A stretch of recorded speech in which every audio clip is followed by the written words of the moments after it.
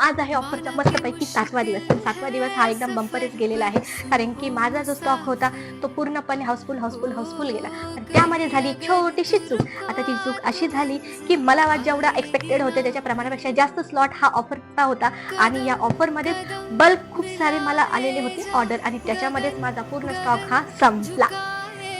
Finally माझा सगळा stock संपला. पण घाबरायचं कारण नाही, कारण की हे मला एक्सपेक्टेड होतं 15 दिवस अगोदरच.